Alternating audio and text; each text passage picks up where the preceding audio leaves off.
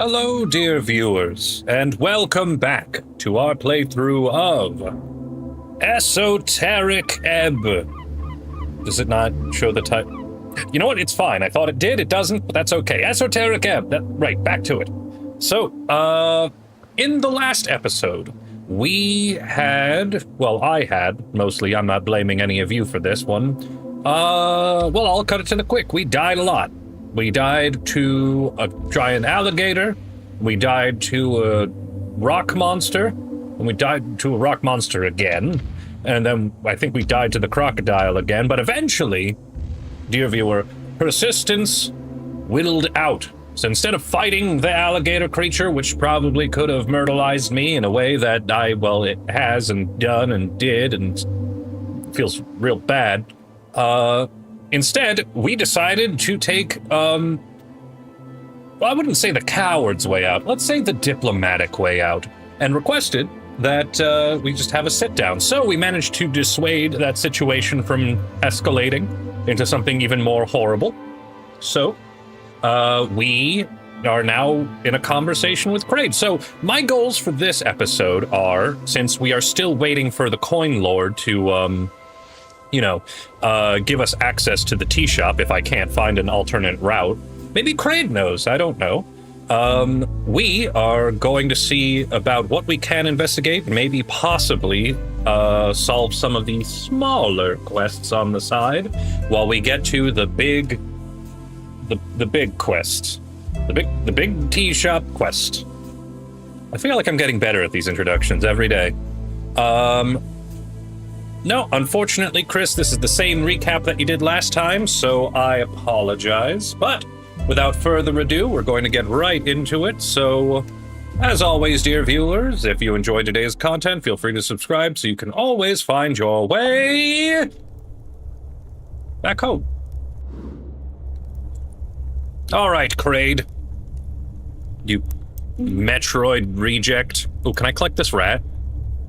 I'm a bit of a collector. All right, what do you got for me?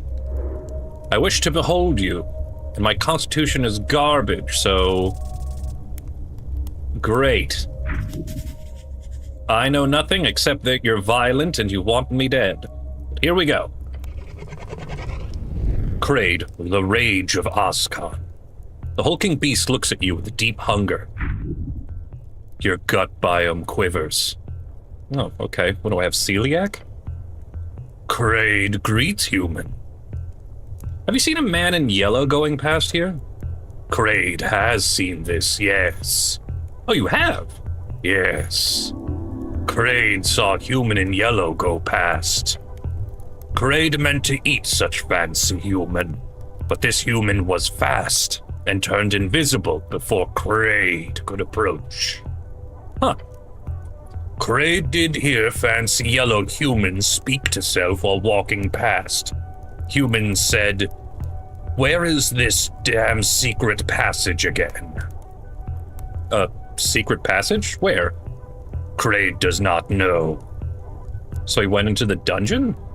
Fancy human come from southern caves, going into dungeon. Yes. Alright, well I know that,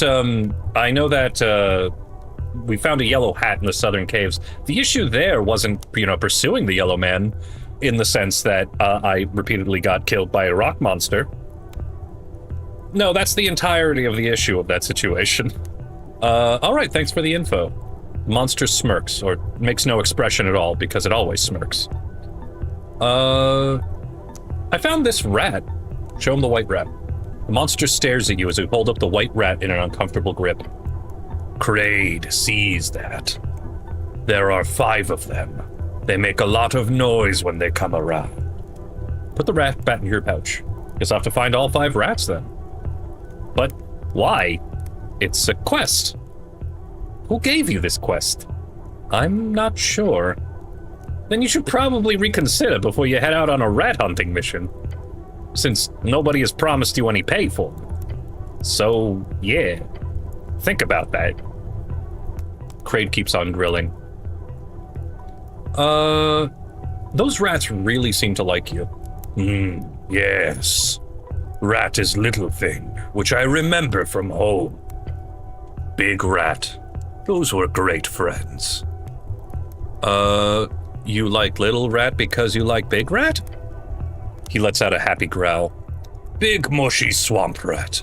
The gayest of the little rodent. The gayest of little rodent. I hunt as little. Then as big, I follow. I learn. Big Rat is great hunter. Little Rat has much to learn. But they will. They will. That's great. He turns to you and whispers, let's not get too friendly with the rat-loving killer Croco, right? Snell, what should we do about the crate situation? Honestly, he whispers to you, it's not a good idea to start stuff here. The whole stolen shipments thing is an issue, yes. But the halfways do not have the resources to deal with this solid unit of a beast right now. What if I ask him to stop? The goblin gives you a surprisingly neutral expression. Politely? Very politely. Go ahead. Play high-risk alligator picker. Why not? All right, let me come up with a persuasive argument. This is effortless. I can solve it. Yeah, there we go. Right. You're battling against a hungry beast here. But not just that, you're also facing what can only be described as a connoisseur. You're kidding. Not this time. You'll need an offer of bargain, something better, something nicer cooking supplies than the average HWBT stock. Oh, you mean... Oh, yes, you mean... Crate, I wish to inform you that you're getting subpar goods here. Subpar? Those crates, they're all from the Halfway Bridge tribe. If you're looking for better goods, I would strongly suggest focusing on another target. The beast leans in and glares at you. Crate wished to know, where would better goods be found? Tell him about the dwarven vessels. They won't miss a few crates. As bad as stealing is, the ones who will miss it the least are the Freestriders, the trade company. As long as you do not sell out the city supply lines, then it's fine. The rest can deal with this beast.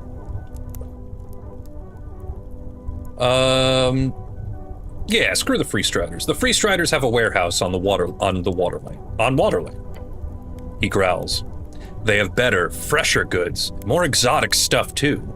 You'll definitely want to focus on them instead of these cheap goblin crates. Maybe Kraid will. This supply is getting stale. He turns back to his stove with a deep snicker. Nice job, the goblin whispers to you. That's probably as much as we could have hoped for. Redirection. So, you're a chef, eh? Yes.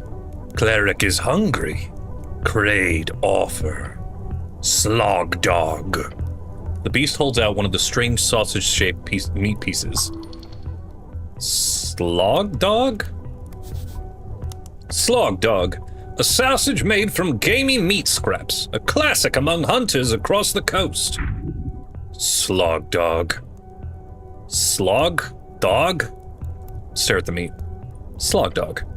It is slog dog, yes. Want a slog dog, Snow? I'm good. He's never been gooder. Mystery meat could contain anything. Beware. Oh, what the heck. Nothing ventured, nothing... Well, let me inspect the meat first. You spend a few seconds looking it over. Some signs of aberration meat mixed with more traditional Ascani fauna. You can eat around the more poisonous flesh. At least it does not appear to be meat from any folk. So what's in it? Meat? I see. The beast holds it out in front of you. Why not? Let's eat the food. Ah, there we go. I managed to slog down the slog dog. You wrap your gloved hand around the sausage with a firm grip. The slog dog speaks to you. The slog dog wants to be consumed. All right, let's gobble it down. It goes down quickly, but the flavor catches up to you quickly. It is harsh, spicy, and rotten. Oh God, I got murdered by that. I feel like puking. You groan. The flesh is down, but it might be coming up. A deep cackle escapes the maw of the beast. Kraid sees cleric enjoy slog dog. Does cleric feel benefit? Benefit? Oh. Huh? Holy carp. Wow, I wish I had 66 hit points and I'd go back to the rock thing. The spice, it feels strong. I begin shaking. What is happening? Cleric? Good. Slog dog work magic. Kraid is master chef. Slog dog is specialty. If cleric can stomach, cleric gets strong. Holy crap, I feel... You feel... as if the natural world is growing within your gut, a glorious unity between earth and mammal, the great wave of the primal sprouting, springing, dancing, kicking. You are now ready. Ready? You are ready to join the wilds of Ascani. This is your path, the natural path. You are a barbarian. Raw. That's all I'm going to muster. I apologize, and I slam my chest uncontrollably. Snell covers one of his ears to protect his hearing. Cleric is energetic. How does cleric feel? I feel perfectly okay. Average, even. Oh, might be a first for you, I assume. Good. Kraid help cleric. Like Viskin say. Viskin? Kraid cannot say more. He gives you a wide smile. Cleric has friend. Can you tell me more? The crocodile just smiles at you. Ominous. I'm not sure checking out Viskin is a great idea, cleric. I suggest staying away from staying away. Old lady would say the same. But hey, up to you. You should find out more. The Pale Man can teach you much. Can I get some slog dog? Kraid is glad to see cleric eat good. Slog dog is 5 coin. Cleric pay. I have a 15% chance. 5 coin, purchase slog dog for 5, yeah. What do you need money for, crocodile man? Tax. No, yeah, that's fair. Tithe house is trouble. Viskin will do good mission if tax is paid. Kraid assist. That's wholesome? Not really. Good. He might be a murderous monster, but at least he does not dodge the tithes. Alright, I'll purchase a slog dog. Cleric enjoy. Alright, cool. I'm good for now. He puts his slog dogs away. Kraid has many. Cleric return when hungry. Alright, let me nod my head. Alright, so we learned what we learned, which is what we learned, and that's that the yellow man, the man in yellow, the gentle, whatever. They definitely went through the southern tunnels, which is something that I'm not sure I can really manage right now. But I probably shouldn't go this way. I definitely shouldn't go this way. Really, perhaps ought to not go this way, not go this way. But you know what? I'm going to go the other way. I hope you were able to follow along, dear viewer. That made perfect sense to me. Alright, so it is now dusk. It is a bit darker. I don't know if any of those happenstances are currently happening in any of the districts. I know there's something happening in Water Lane in the evening. I know that I get to see the Coinlord late at night. I don't know. Should I... you know what? Why not? I'm going to attempt the rock monster again. As much as it will most probably murder me, I'll give it another shot. Just one more. And it's down here. And if it doesn't work out, then I'll go see Viskin and see if Viskin can teach me something.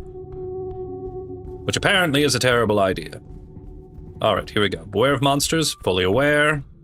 I've died to it at least thrice. Okay. Do I already still have Shield of Faith? No. How do I tell what effects I'm currently under? Do I have a character sheet? I have no idea. That's going to spend another first level spell slot. What do I have? Short rest? No. How do I know what effects I'm under? Inventory? No. Spellbook? Great. Questing? No, it wouldn't be under questing. Nor inventory, nor journal. Nor spellbook. But you know what? Whatever. I'm going to cast it again, because I am an idiot. Here we go. And we're going to pop down a save. And we're going to go die again. Yep. I didn't catch it. Yep. Great. Yep. Yep. Crap. Great. Great and crap. Hello, rock monster. Crap. Good for you guys. How did I not notice that thing? It was hidden perfectly. Yes, yes, yes, yep, great. I'm getting, yep, and I'm wrapped up, and then I'm, yep, dying. Oh, good, only 1 point of damage. Very nice. Great. Ankles crushed. Yep, great, perfect. Yep, and then I get slammed. Nice. Okay, great, good, great. Okay, great, yep, great, yep, okay. Is there nothing I can do here? Pray, yep. Okay. Guess I'll be surprised. Grab what? I don't know. Alright, here we go. Okay, great. And then I get slammed. Perfect, we're still in this.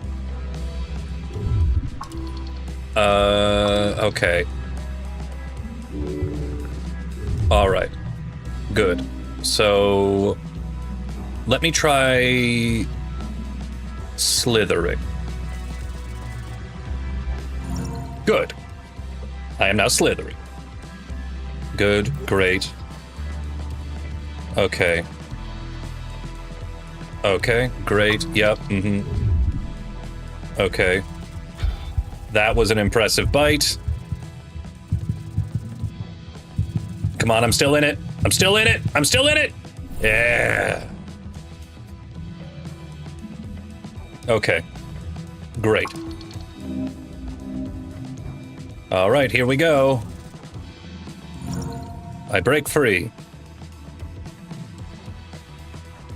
Okay, good. I broke free, and here we go.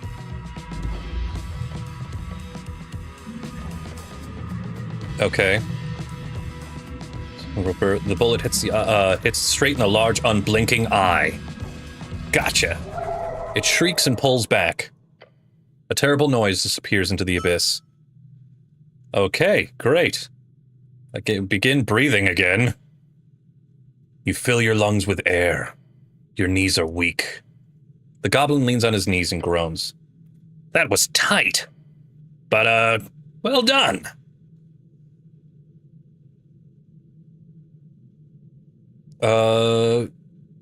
Thank you for saving me. Awesome. I have a metric ton of apples to eat.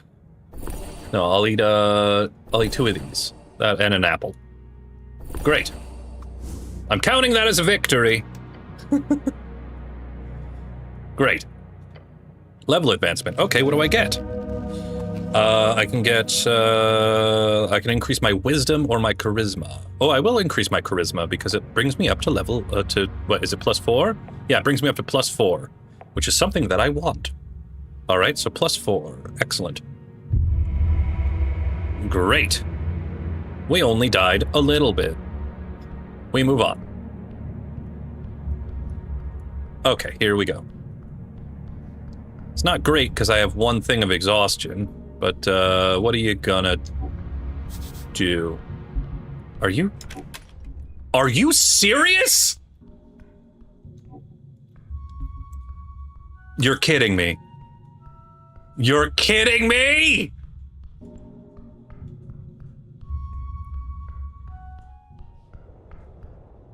And that's a one-way door, right?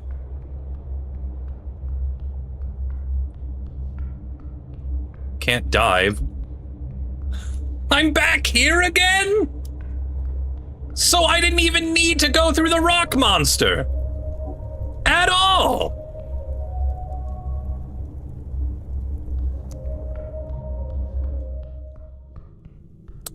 I am a little upset. And I don't feel great about what happened here today. Okay, fine. The only other thing that I could think to do is the magical door.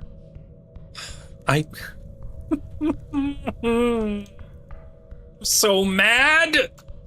Wait, can I have looted this? Let me see if I can loot the rock monster. Is that something I can do? I don't think we killed it. I just think that we just smacked it in the eye and made it less angry. What? How did I? Okay, there we go. Hold on. Let me see if I can loot the rock creature. I can't even do that? What was the point? It's fine. It's fine. I'm not mad. This was all just a waste of time. This game is messing with me. I've already checked you, right? Have I not checked you? Yeah. Still dead. Okay. Yep, good. Great. Glad I wasted precious minutes on that. Okay. Let me see. You approach the iron door with a star symbol once more. Yep. It's challenging, but I could try it. Okay, let me give it a shot. Dang it! Alright, get ready. Grab the door. You throw yourself against the iron. Your muscles strain, your body protests. The door doesn't move, not even a millimeter. Instead, the star symbol flares bright blue. A surge of electricity shoots the iron. Oh, gosh dang it. That was a heavy blow! Okay, great. You stumble backwards, smoke rising from your gloves. That was a mistake. Crap! That even hit me a bit. But good try, I guess. Your hands are numb. Note to self. Don't try that again. Alright, oh well, maybe later. Well, actually, you know what? Let me see if I can try to analyze the door. Not even close. Do I get murdered again? You stare at the glowing star, trying to dissect the spellcraft. The exact nature of the seal eludes you. Alright, well, maybe later. Fine. Fine! Make a melee attack creature you can reach on hit. The target takes D10 necrotic damage? If I do that... No, I have no reason to cast that spell, apparently. Even though there's a gelatinous cube there that could use some wounds being inflicted upon them. It's perfectly fine. Maybe I should risk having a slog dog. Maybe I need a short rest. I've already spent so many. That's a door I can't actually use, right? This is nothing? This is nothing. Nope, that's nothing. Alright, fine. Alright, we're just going to do that. And where does this lead?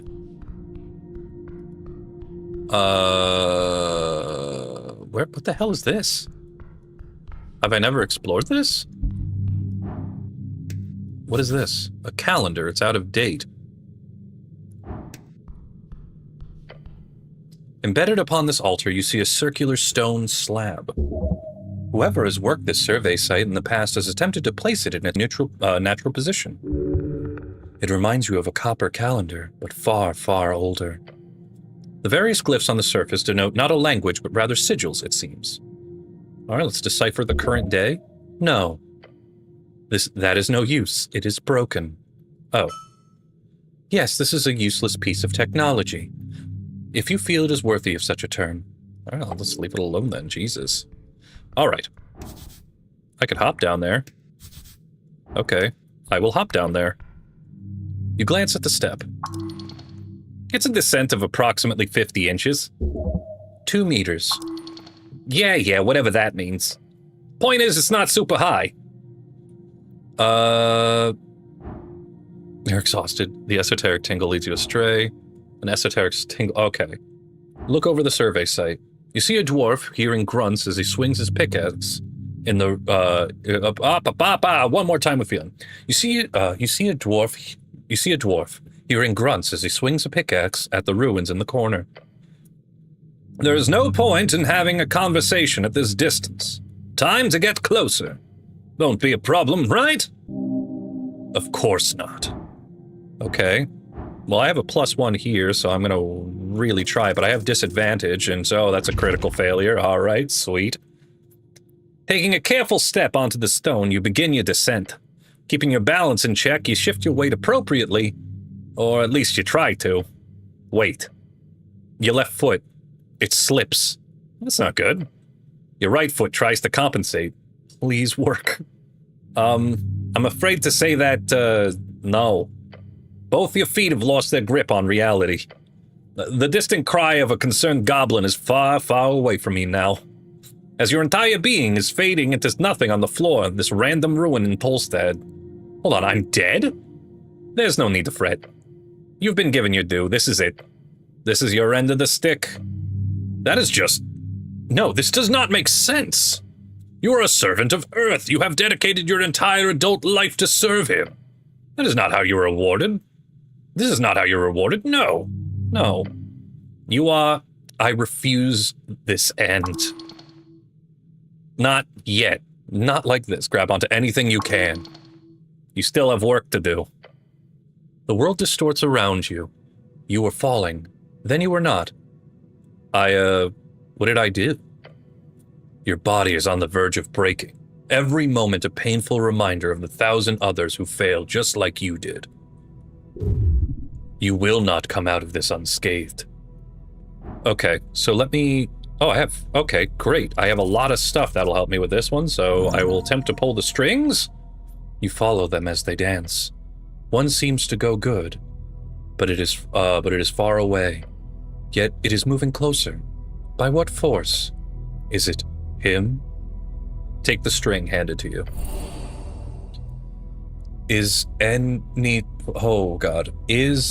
I'm gonna assume anything permittance in ago odd men I have no idea.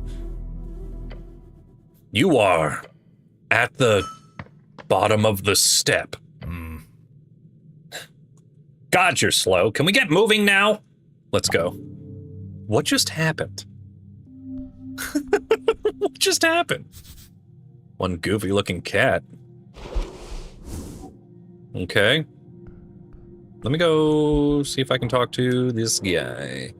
Dexterity. Axel Madsen. Okay, I can discern some things about you. You're an underdwarf archaeologist. This right here is the 4th pillar of the feudal system, a spelunking, delving, digging, roaming, true-blooded adventurer. Though he's seen a lot of crap in his days, Axel still has his glowing eyes set on the next prize, the true reward of alive on the trail, a horde. A life on the trail, I think is what you were trying to tell me, but whatever. All right. What's up, bud? Beside the buried statue, you see someone up on a ledge. There's grunts echoing down the chamber, along with the sound of iron against stone. A dwarf, down here. Hello up there. Eh? The dwarf's smoldering eyes widen as he sees you. Look, Romulus, we've got an official visiting. If that doesn't make us official, I don't know what will. Peeking over the ledge, you spot an orange monster creeping about. A rust monster. The dwarf appears friendly with it. How strange. Rust monsters are known to devour metal. Keep your distance. What are you doing? What are you doing here? Me? Oh, you know. He lets out a smoldering laugh. A dwarf's gotta have a hobby. Mining in an ancient ruins is not a hobby. It's a profession. He puts down his tools and strikes a pose. Let me introduce myself. I'm Axel Madsen. A dark dwarf. It's a difference.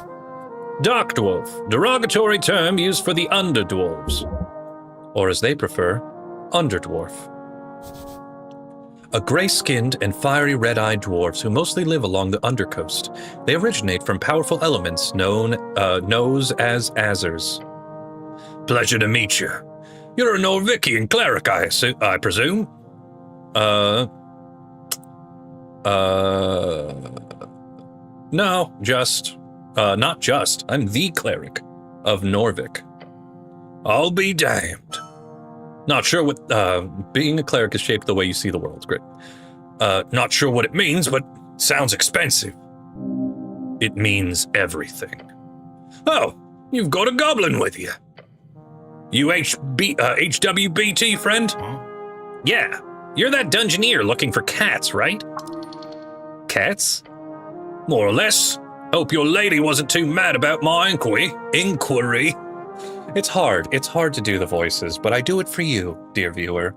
And I also do it because I don't like myself. I'd say annoyed is a better description, but it's fine. Just don't trespass anymore. Will do. Or I won't, I mean. But I should correct you. I'm not a dungeoneer. I'm more of a... With a bright smile, he adjusts the collar of his uniform. It looks like he's just naked? But what do I know? Well, I'm what you call a historian with ambition. As he says it, the orange beast sends an echoing hissing noise down the chamber. Exactly, Romulus. We're here on an expedition of grand proportions to find the legendary missing mine of Tulamon, of Tulin Cattle.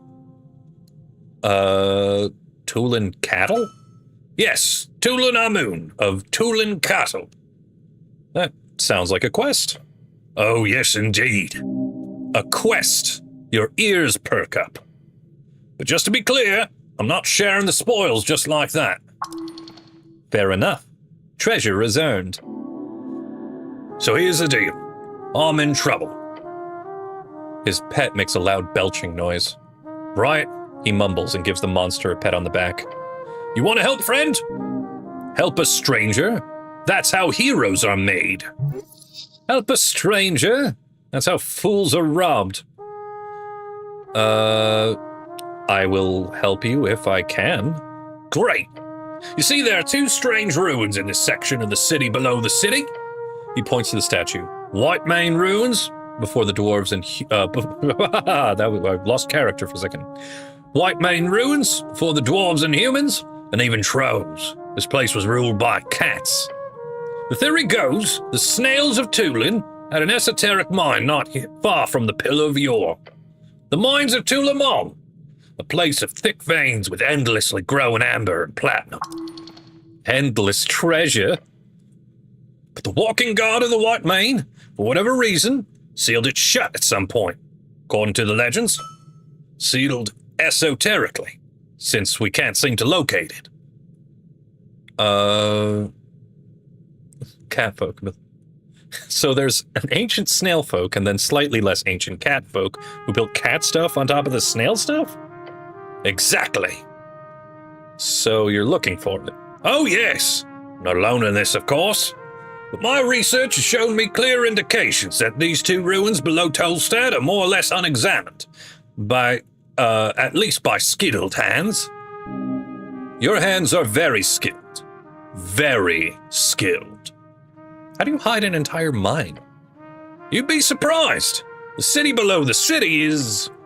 what is it? 4 or 5 levels of sprawling tunnels and caverns. Here under Tolstad, it's only this here top level that's in any way accessible. There could easily... oh my god, what's wrong with me tonight? There could easily be some crevice far down that no one, not even the city's greatest paladins, have even gotten close to discovering. The deep places of the world hold many secrets. So what's the problem? There's no problem with this site. But I'm almost finished here, and I'm unable to gain access to the second White Mane ruins. Because it's inside HWBT territory. And if they're very unwilling to allow a dwarf like me, and they're very willing and one more time with feeling. Because it's inside HWBT territory, and they're very unwilling to allow a dwarf like me past. Your lovely goblin friends have hired a brutish bugbear as a guard. But you're a cleric. If you can get access to their territory, then please head south. Through the damp high caverns, there should be a white main ruin at the end. Shrine, probably marked with a bunch of feline symbols. He gestures towards the giant statue. Just look for big cats, essentially. Oh, I've already been there. What? Aren't you the little spelunker? That's good. He nods. Did you see anything? It depends. What are you looking for? He leans over the edge.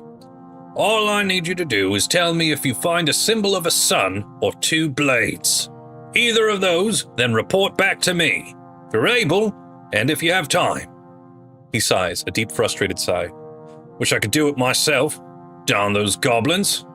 No offense, he adds, giving your companion a nod. None taken. I really do not care.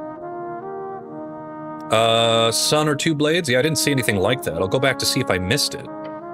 Great. Since you already made your way there, shouldn't be too much of a hassle, I hope. He gives you a thumbs up. Oh, what do you know about the tea shop? He crosses his arms and gives you a long nod. It's a type of cafe. You know, they serve tea and other drinkables. Sometimes they even have pastries. I love cardamom treats. No, the tea shop. He clicks his tongue.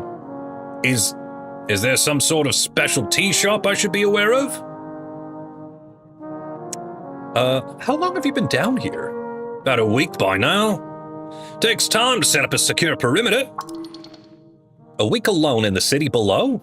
He really is an expert at this. So you don't know about the tea shop that exploded? Exploded? Oh, I thought the election was bad enough as it is. Now they've got exploding tea shops. Norvik is in trouble indeed. Oh well, can't help you there, friend. I've got a bunch of personal questions for you. You do? Maybe later. I've got a bunch of work to finish up here. But I'll be at the Drunk Sphinx once I'm finished. Ask me there and I'll gladly indulge you. A tavern. Good place to extract information. All right, well, good luck. Yep, that's all words that I definitely say. What do you got here? Shard of Yore. Yep, good, great. I can't reach it from here? Well, then frickin' figure it out. You approach the step once more. A long step. Thank the gods you don't have to try so hard this time. All right, let's do that again. You take the first step and then you are at the top of the step. Okay, great. So dramatic for no reason. Nope. Okay, what's in this jar? Gimme. Incense? Yep, great. Oh, I forgot I have a lot of incense as well. Guess I'll eat one of those. Just one. Okay, let's go back to the cat statue and see if we can glean any additional information from it. How did I get to the cat statue? Right, I had to go through the southern tunnels. As if I know my way around this place. All right, let me see. Moving on, moving right along. Okay, great, good, great. Can I hit on the bugbear again?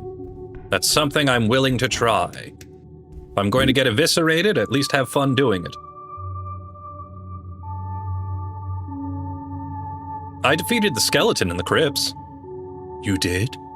Well, she looks you up and down. I am impressed. Less for us to worry about. I defeated a roper in the South Caves. A roper? That is a ferocious beast. They do not come this far up very often. Well done, human. Okay, I'm gonna try... yeah.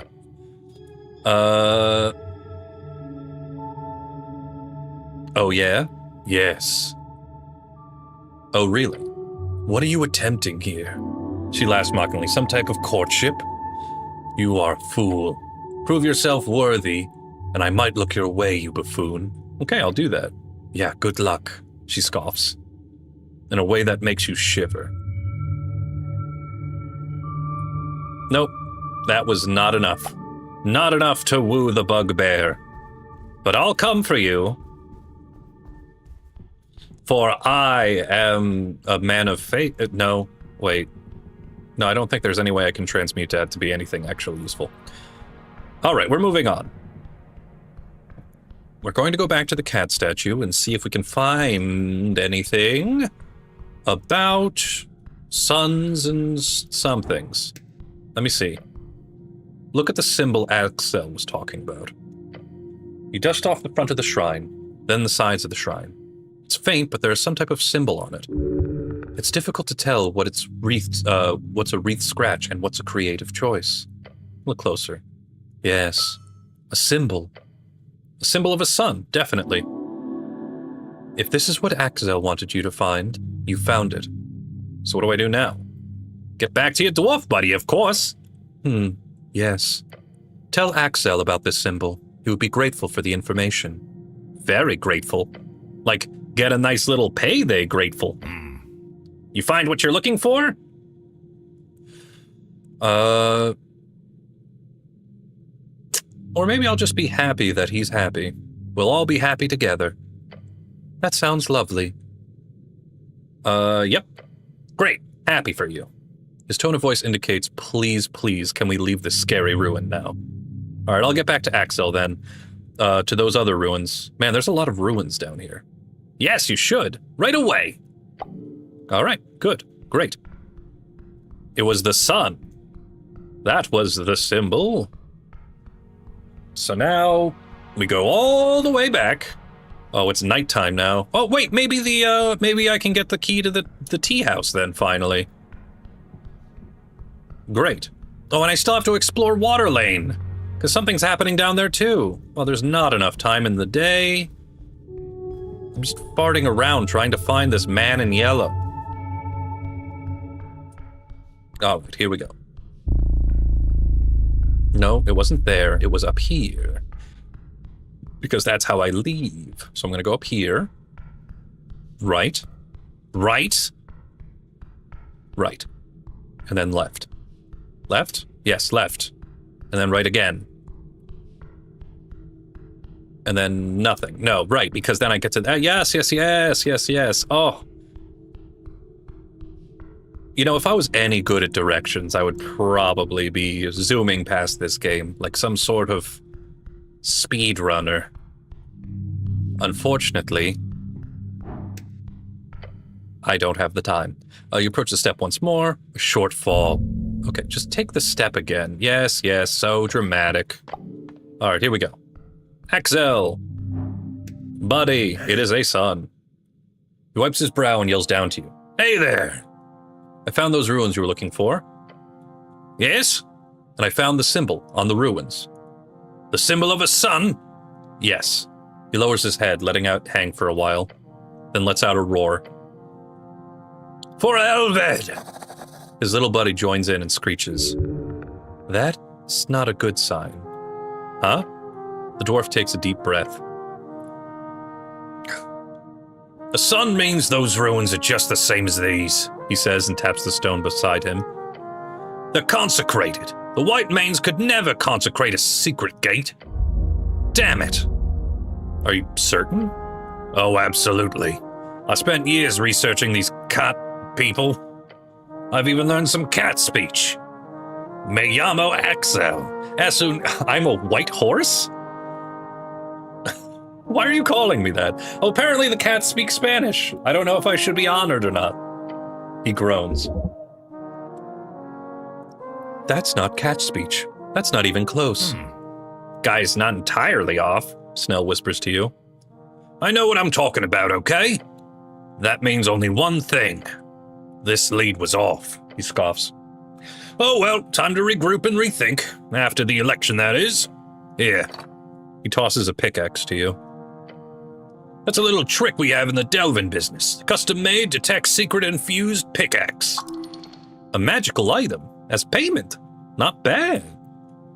Detect secret? This is very useful. Sure is, bror. You earned it. Cleric of Norvik. Of course, the pickaxe is a bit wonky. keyword is supposed to be secret, as in you say the word secret and the pickaxe casts the spell. It doesn't quite work, so do with it as you please. Wonky magic items can be dangerous or hilarious. Anyhow, I'll be packing up soon. I'm done here. Thanks again. Saved me a ton of time and effort. Maybe in a few months you'll join me for a real expedition. Could be fun. I would love to delve with you, Axel. Great. Now, if there's anything else, just let me know. Good luck down here. So, what is this pickaxe? What does it do? A highly dysfunctional pickaxe. It's supposed to point towards the nearest secret, a trap, fake wall, or something where other dungeoneering goodies are hidden. However, when you wield it, it just keeps trying to point upwards, making it impossible to actually use. Though the runes look quite interesting. Alright, so it gives me strength and intelligence. It gives me intelligence and wisdom. Let me take a look. I inspect the pickaxe. Along the shaft, you see a secret. Those glowing teal runes spelling out secret. The Dark Dwarf told you it could be used to cast Detect Secret. It is, however, apparent to you that it is not functional. Okay. Let me see if I can figure out how to extract the spell. I can! Great. There's nothing, this is nothing like your regular memorization. A spell scroll or codex is often nothing more than taking the original content and transcribing it, putting the various esoteric stages to memory in the process. A magic item, however, is crafted to only output those stages per automata, not giving any insight to the inner workings. It is, by definition, reverse engineering. Oh, then I should just be able to retrace the steps of the pickaxe's esoteric activation, which strings are being pulled and when, writing them down step by step. Yes, normally that would work. That could work, even if it is highly difficult and a slow process. However, this pickaxe is broken. It does not perform those esoteric stages in the proper order, or more likely, one of the stages is broken. It will, no matter what you do, take around 3 hours for you to do this. Make sure you have the time before you commit. Good to know. Okay, great. I would love that. Okay, great. Yes, take the step again. Stop it. Great, let's go. And we move. Anything else of interest? All right, no. So the first place I'm going to hit up is the Coinlord, see if I can talk to him, get that key to the tea shop. Then, if I have enough time in my day, squiggle-squaggle my way down to Waterlane and figure out what the deal is with all the stuff, if you know what I mean. Because apparently, according to the small dwarf girl and the lady in green, there's something going on in Waterlane. The Asgalists. Or of the like. Alright, good. Great. Here I am. Any more apples I can appropriate? No? Alright. I wonder if Viskel's still here. You are! Hey, buddy. Alright, can I figure out what's weird about this guy?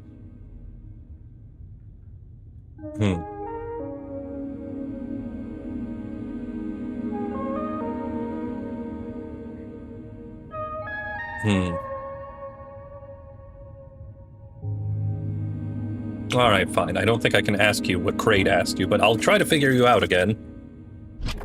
Nope. Close, but no cigar. Yep, nope, nothing. Yep, great. Crap. DC 19? No problem. Alright, I'll figure you out one day. Okay, let's leave. Alright, to the Coinlord. Ooh, very nice. Ooh, did I not loot this? I'll loot this, heck yeah. Upsetting that I didn't do it before. Alright, here we go.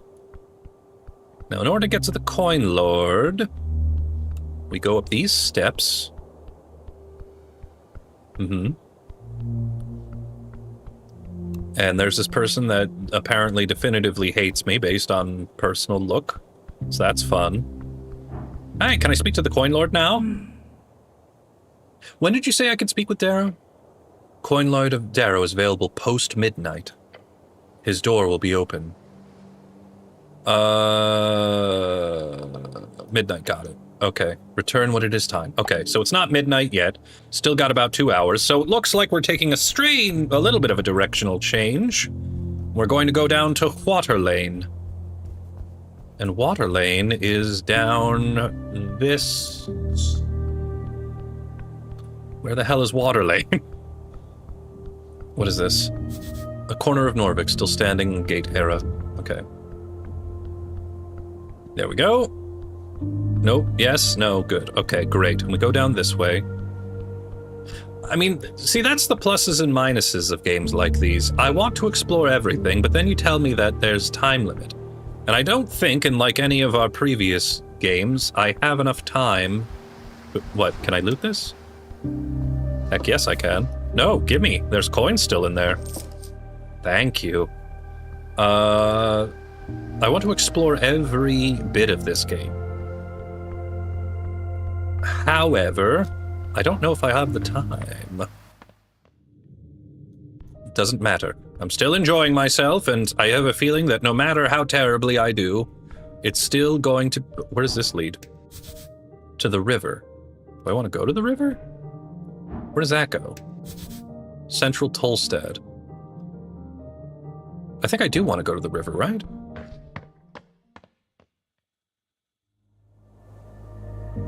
Yes. Yes? I think? Yes! Yes, this is right. And I bypass all of you fine folk. And then I go over up here. Yes, and get past the woman that wants nothing to do with me. Story of my life. And then we... Can you... Let's just get up here. Thank you. And then we go here. And apparently, there is something to do. Okay. You guys. Behold. Okay, yes. Can I behold you again? I sure can, now I know everything about you. She does not believe in Asgalism, not truly, for she happens to be one of those people who does not see any rules upon the urban sprawl and cultural battlefields as worthy of respect. She does not believe anything can be pinned down into an ideology. That belief itself, that is her true ideology. Even if she does not know it yet. Oh, so... What? She should be a cleric like me? What's going on here? A tense scene, apparently. Huh.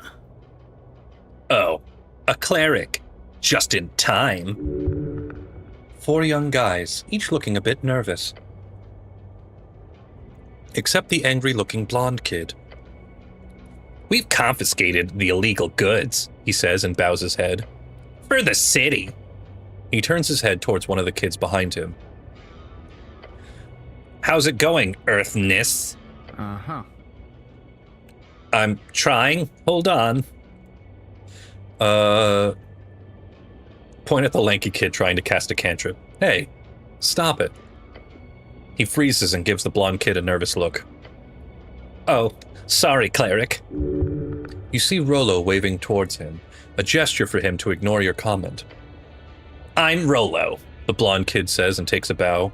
Rollo Malak, at your service. Behind me are the Earthness, Stenbuskin, and Toli. We're members of the Norvikian Resistance, a movement to... Oh. You're thieves. And ignorant book burners. The girl adjusts her spectacles and straightens her back. With all due respect, Mr. Cleric, she says, don't believe a word from these thugs. You notice the two other girls behind her, a halfling and a dwarf, both looking at each other. Mm-hmm. I'm not saying that word, Jihan Clanless. Clanless, more like... rudeness. Nailed it. Mm. Careful, it's an actual cleric. Thugs? Come on, Modissa, really? Like the Eye aren't a bunch of ruffians. I've seen enough, the goblin whispers to you in sighs. Just activists clashing.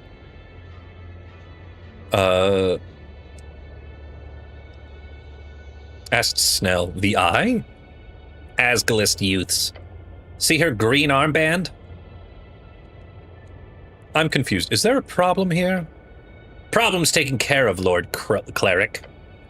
Oh, screw off. They've stolen, she hisses and turns to Rollo to bark out. You stole our entire water lane delivery. Yeah, sure. Of an illegal newspaper. Lord Cleric, I assure you, we're doing the city a favor here.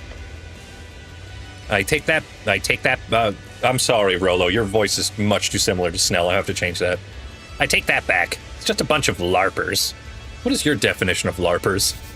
LARPer, an insult, meaning someone who's delusional and role-plays themselves into a position of power or importance.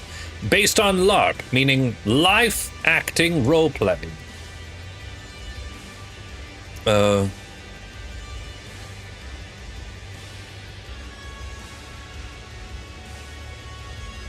Okay, I'm sensing a conflict here. You're here to uphold the law, right? So arrest these guys.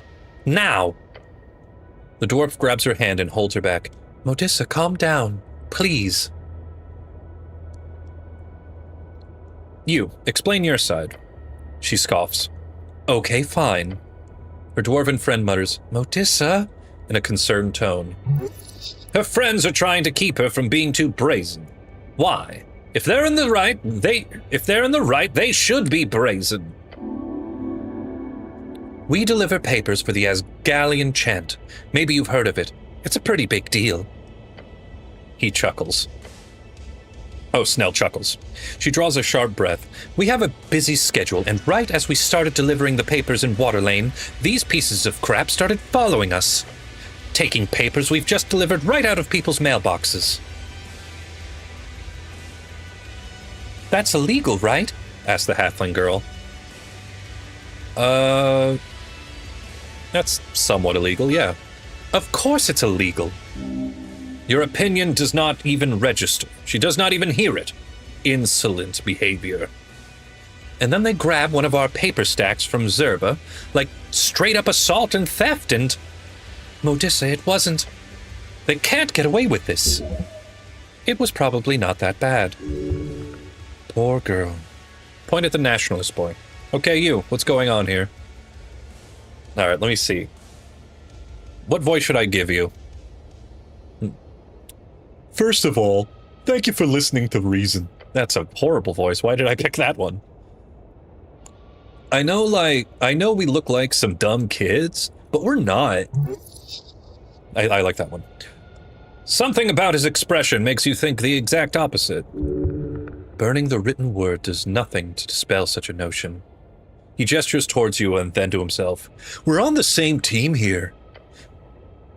I don't look dumb. He says, looking dumb. Stop stalling. Tell me what you were doing here. So, we heard about the Asgul chant being delivered on Tolstad? Or I did, at the guild. I work at the fishery, and I see every day how Earthfolk get radicalized by dwarven nonsense. So, I figured I'd get the boys with me and we'd, put a stop to it. You want to stop the production of a copper paper?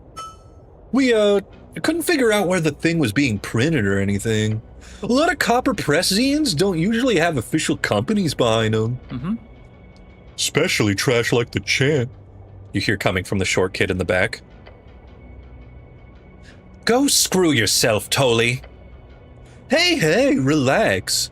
I'm just telling our story here, to the good Lord Cleric. He turns back to you and coughs once. Of course, it's illegal to distribute unlicensed papers in every official district, so I asked around. Apparently someone saw these girls at the university going around delivering it. Wasn't that difficult to figure it out? It was Modissa doing the deliveries. Frickin' Modissa. Huh? She's not allowed to do that. So she's not allowed to do that? The large kid in the back says with a nod. I'm trying to get all these people straight here. Wait, you guys know each other? There's history here? Yeah. You're not the large kid. You're just some other kid. Back in school, everybody knew who Modissa was. The Asgulist annoyance. The blonde kid says with a grin. Such a terrible nickname. unimaginative and boring. Also, screw you. Anyway, that's how we got here. They're delivering an illegal magazine, and we've put a stop to it. He grins wide and proud. What does the law say about this conflict? The Asgul chant, or whatever silly name its anonymous publisher gave it, is not licensed for distribution in Tolstad. Requiring licenses for public distribution is a typical method to repress journalistic intent in Norvik. The city knows that terrible papers should not be given out. At the same time, it is also illegal to steal delivered newspapers from mailboxes, even if those papers are delivered illegally. That's a lot of illegality. So both are in the wrong? In different ways, yes. Although it is clear the boys are bullies, the girls are victims. I don't care about the election. Why would I ask that? I don't want to charm them, no. I've come to a conclusion. Good, she says and nods. She's hiding a nervous expression. Great. Good. He's outwardly very nervous.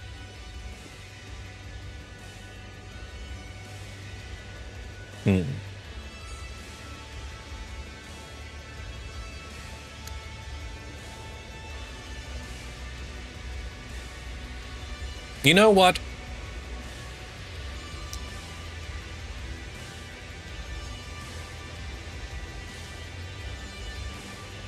I believe in the freedom of press. You know what?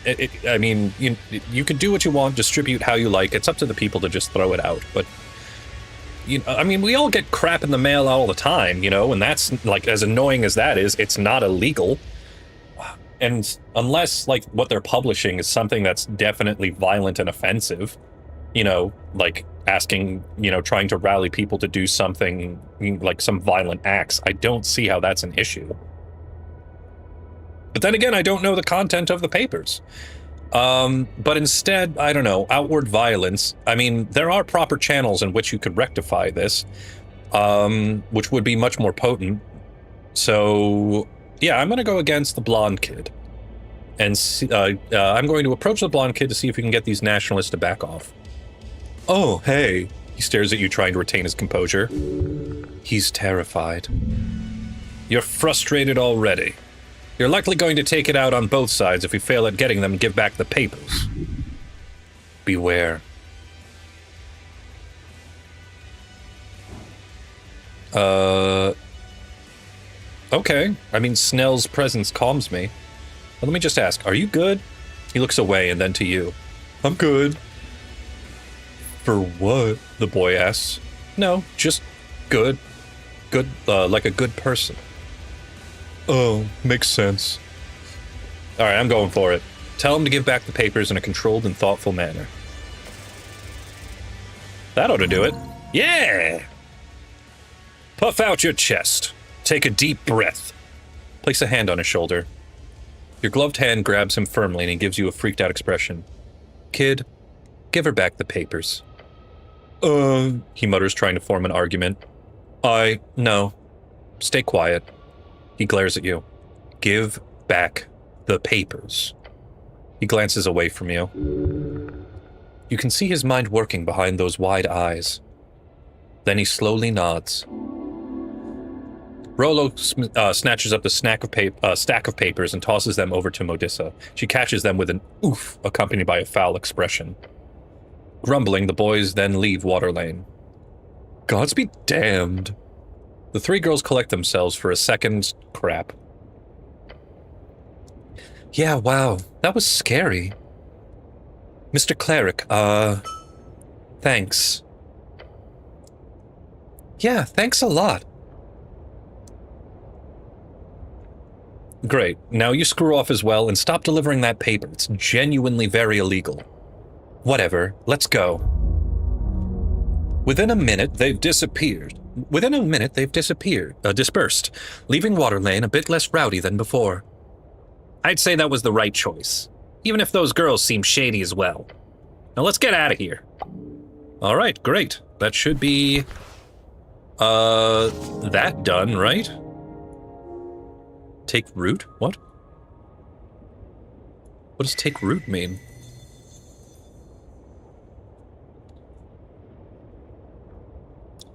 They must have realized by now. You're not just some government goon. You are. Of course not. I'm the cleric. That's right.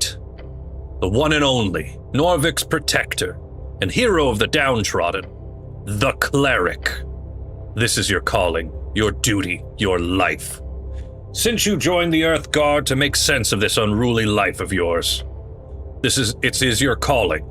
This is where you found your zealotry, your love for this city, your meaning in life. I will feel clerical. Those things, whatever you say, it is not what your innards crave. Those things? The others. The job, the craving, the moving, the thinking. If you are thick, if you keep taking hits, if you get back up even with a world upon your shoulders, suffrage, order, buildings, home, hierarchy, nothing natural, all fake. No, your body craves the real. Fresh meat, flowing water, green grass. I don't think less, feel more, and so on. Tell me more about the cleric. With that name as your pride, you will keep going through divine sacred magic. The cleric, your healing spells are increased by extra proficiency. Your heals can also be increased by your strength modifier instead of your wisdom modifier if it's higher. Tell me about the Ascani barbarian. Your skin is iron. Your flesh is stone. As you crumble, you grow harder. You get back up. Ascani barbarian, whenever you are below 25% HP, add an extra proficiency on all rolls. Oh, I'm ready to make a decision. Yes, it is here. I choose the Ascani barbarian. Your body thanks you. Your journey shall be long, but you will endure. You always do.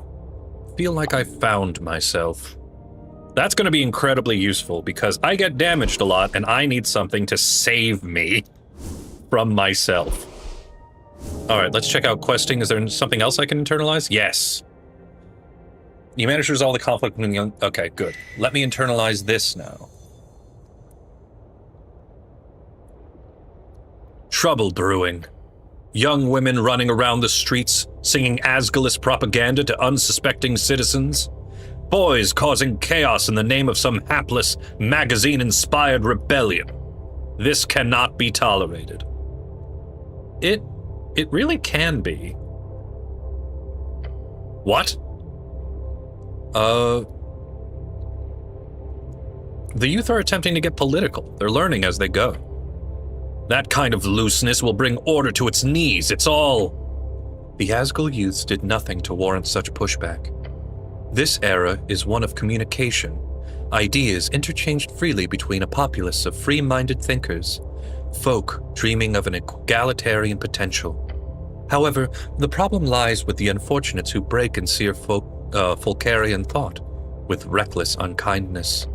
You must pray for them, beg of them, to please stop being so mean. Do you really think that would work? One can wish. Those boys might be unkempt and rough, but they are proud citizens of a great city. They are performing a service, albeit a crude one beyond the realm of law. But the youth Asguls, they're even more unlawful, to much a steeper degree.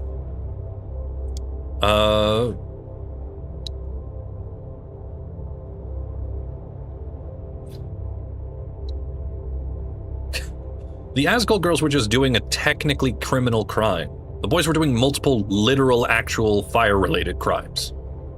It is a morality issue, not a legality issue. You weigh morality upon the shoulders of ideology in this case. You see that, do you not? The only shoulders being weighed upon are your manly, bulging, muscular traps. What has happened here is a complication upon society, a representation of the wider culture. Young men are drawn towards the rough, downtrodden world of the dreamers, the hope of a national unity through an Arthurian story, one of leadership and honor, but without that guiding star there is no such singularity, no control, no wise king to bend the knee to. Instead, those boys are simply expressing pain through violence, enacted on those who are attempting to craft a more caring future. That is, young women. They are, as opposed to young men, are drawn towards the more social type of unity, with welfare and the Asgalian flattened hierarchical structures, beyond Asgal himself, who is, by his function, also a male figure. It is to womanly people you shall look towards. Lady Fair is one. The halfling god? Yes, Lady Fair and those not, the walking god who gave everything to save her people. A young halfling leads her clan through a mountain pass and defends it for 3 days and 3 nights. She is known to be responsible for the founding of the Fordnip Commonwealth. I don't remember that. Her words are few, but spread far across the coast. Her church is quite active among Norvikian society as an organization of charity, one open to all folk, no matter their origin. An egalitarian dream. This is why women, as harsh as it is to say, are simply more suited for Norvikian leadership. Lady Fair makes it clear. A house held by a woman stands any season.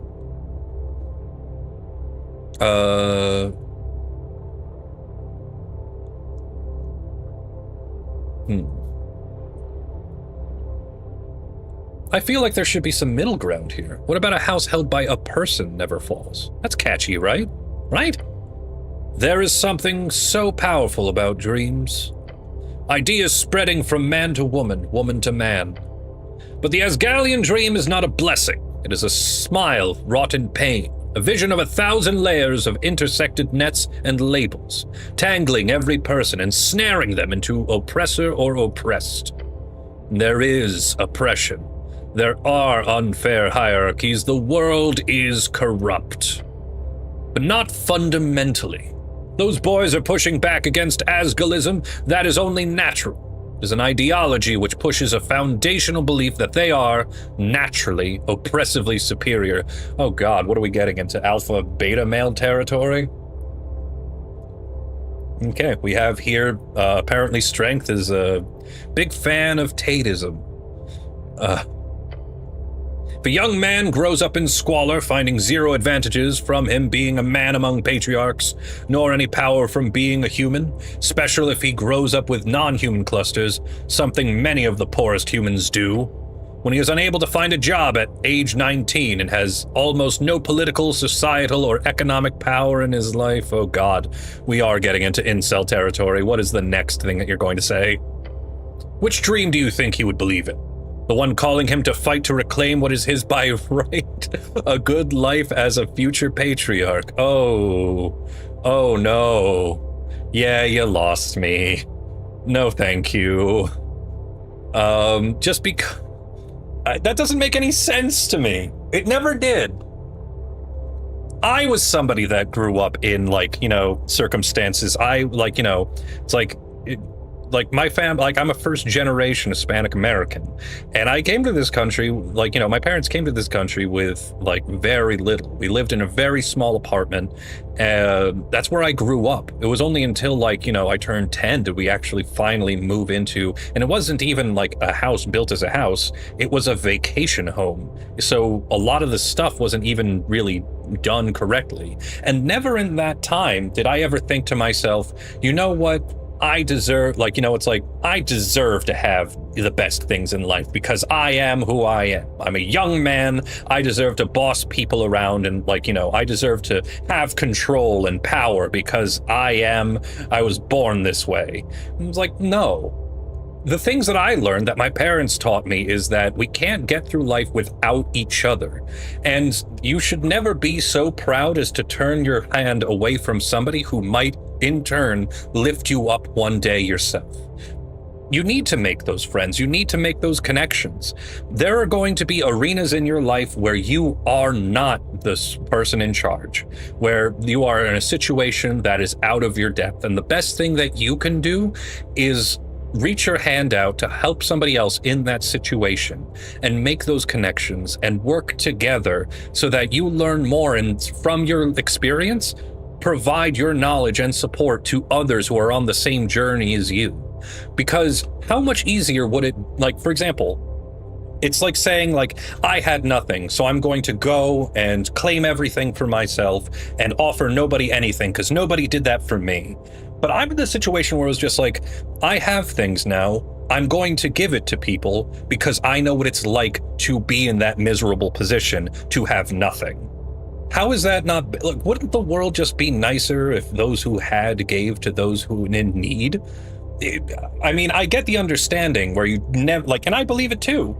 I never want to be in certain positions, like situations I was in life. There was times in my life where I had literally negative charges, like a negative amount in my bank account, because for some reason sending me a letter to tell me that I was broke also they charge you $5 to do that. Put an end to that immediately. But that's my point. I know what it's like to be in that situation. And now that I'm not in that situation, and by the way, like, I had friends, I had family who helped me out during that time. And I am indebted to them, which is why I learned the lessons that they taught me. And if there's anybody that, like, you know, is in need, like, you know, I will never see anybody as, you know, not worth my time. I said it once, I'll say it again. I feel like I say it through every, like, playthrough that I do. In this world, whether you like it or not, all we have is each other. And you need to support people because they can lift you to places that you have never been. But first you must reach your hand out to them as they will reach their hand out to you. And together, and I promise you this, we can accomplish a lot more together if we unify than we could ever do so alone. Nobody who achieves great heights has never, has had some sort of help along the way. And that is a promise. That, I feel, is factually true. So this whole idea that's just like, you know, reclaim what is yours by right and that sort of thing. There's nothing guaranteed in this world. There's no promises. If you want to know the absolute truth, humanity is an accident. And that's a fact. We are alive because, by great fortune, one random rock hit another random rock in space. Some believe even twice. And then, from there, a cascade of unthinkable variables, so large, lined up to make human beings. That's all an accident. That's all that, like, I know that it seems so incredible to believe that this is the case, but it is. That's what happened. And now, believing that you have the right to these sorts of things. No, you don't. No, you don't. Because there are people in this world that are born and have, like, less fortunate situations than you, and is that their right? That is theirs by right, misfortune?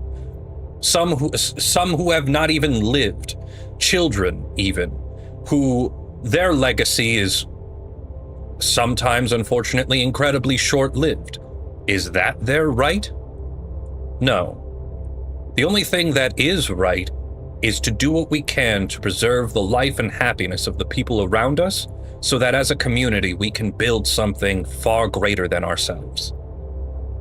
I'm sorry, that just my 2 cents. Sorry, but whenever I hear stuff like this, because this is something like, this is why you have, like, and these are the type of people, right, that go on podcasts and say, like, you know, it's like, oh, you should, like, be negative towards women, like, they owe you everything, you know, and, like, it's like, no, it's not just, like, it's people. We're all people. You know, regardless of where you come from, how you identify, you know, who you are as a person, you have the same thought, like, you have the same reactions of thoughts and fears and everything else.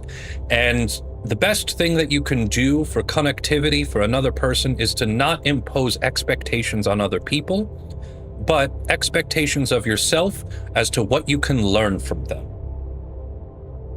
And that's how you make friendships. And hopefully, you know, from those friendships, you can form longer standing bonds. That's the secret to getting, you know, your partner, is be a person to them. Be a friend. Be friendly. Support them and care for them and listen to them and respect their feelings.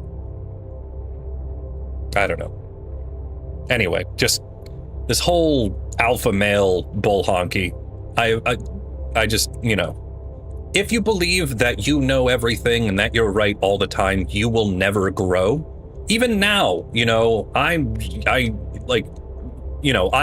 have come, even in my work, I have a huge wealth of knowledge and experience that I have. But even now to this day, I will still be the person that listens first. Because there is always something to learn and grow from. I know for a fact that I will never have all the answers in the universe. But the lessons that I can learn, I cherish. And I hope the next thing I learn teaches me something about myself so that I can be prouder of myself every day. But I learned that from other people. We're moving on. Sorry about that. It's just, I think about it a lot. Or the one calling him an oppressor. It does not call him an oppressor. That is an unfair reading. Asgalism is about systemic change, that young man is trapped in the same cycle of violence that all men find themselves. Since the dawn of time that he must fight, and that he must be a patriarch to have that good life. Asgalism would lay the foundation that allows him to be free from these burdens, that he would be free to find that job, that good life, the same prospects as everyone else. That foundation is laid by raising women to the forefront, by allowing them to flatten our hierarchies and bring about a new world. No,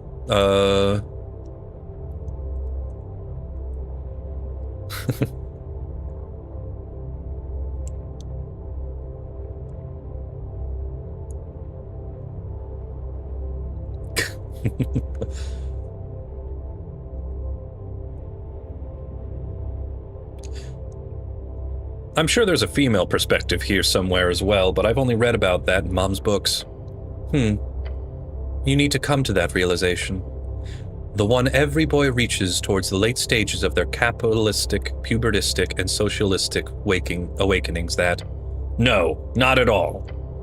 It is only your placement you must understand. Figure out where you've planted these 2 feet of yours and accept where your bones will begin their incessantly slowish grind into the pavement. Learn more. Steel yourself. Seek love. Be more. No, I need to... This is more important. Suddenly understand gender?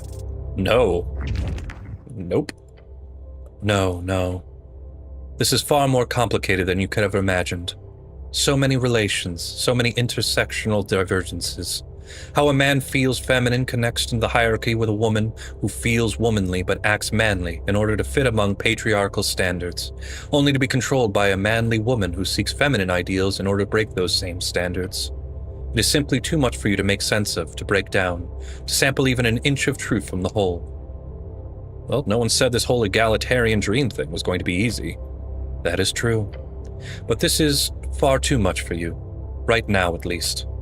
Maybe it is only your side of the aisle, which you have any hope of understanding this day. To know man in order to know woman.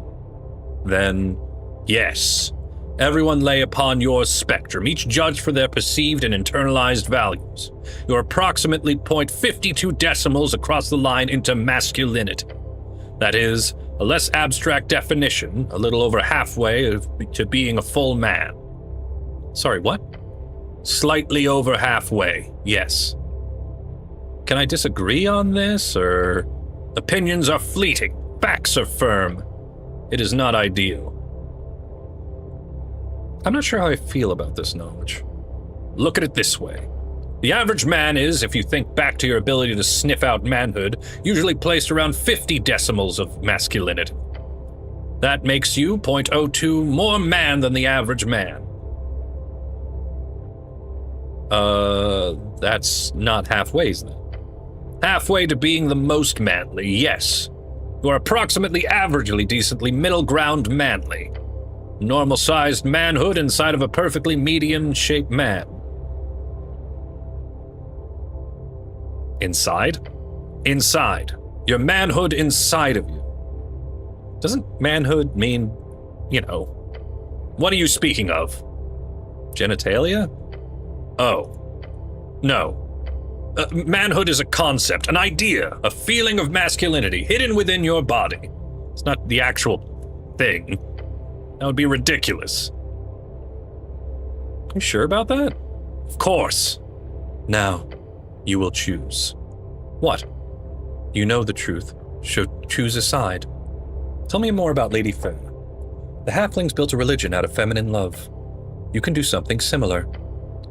Extra proficiency in roles when speaking with feminine characters, and tell me about future patriarch. A brotherhood, a patriarchy, a good and just world that is within your grasp. Extra proficiency in roles of speaking with masculine characters. Which one should I choose? Like, which would be the most useful? In all honesty, you must think of this as a representation of your future struggles. In other words, the person who blew up the tea shop, the one you must discover. Will it be a man or a woman? It could be either. A man. A sorcerer who surely be able to sling such esoteric force, but a man is more likely to enact it. What does feminine and masculine mean in this context? It means where the targets land on yours gender spectrum. They will always be on one side of this esoterically decided middle point. If you disagree with that judgment, take it up with your. That is the probable outcome, yes. But do not always assume the gender placement of a target. The world is often more complicated than you initially imagine. All right, I'm ready to make a decision. Do so. Stand tall. Do not be afraid. I pick Lady Fair. It is done. The feminine has entered into your body, your soul, your blood. Be kind to all. Be slightly less confused about gender. I think we discovered a lot today. Anything else I can capitalize on? No. Okay. So, oh, good. Yes. Now that I have achieved great enlightenment, I can now float through the world. As expected. All right, let me talk to you. Who are you? A dwarf gazes across the dockyard. What do you got? Cleric. Sorry, I'm busy. Okay, great, good. Makes my job easier. What do we have? Oh, these are the free striders. Some coins. Wishes never granted. Well, I'm not going to... And yes, I saw that was a griffin. And I'm not going to disturb them. Okay, so after that whole rant aside, I've discovered new things about my character and developing them in a way that I feel it might slightly be somewhat of who I am, I think. Why did I choose to go in this direction? I have no idea. Let's see. Oh, it's still very early. Ooh, maybe I can go to the Sphinx. That might be useful. You know, see if I can get more information about the tea shop. Usually, you know, loose lips and such. The read and mead? You approach the door. Bookbinder, you got business here? Of course, I have a deep love for books, Snell. That's fun. Didn't expect that, considering everything. I'm not a big reader myself, but I indulge occasionally. He sounds surprised. That's rude. Very rude.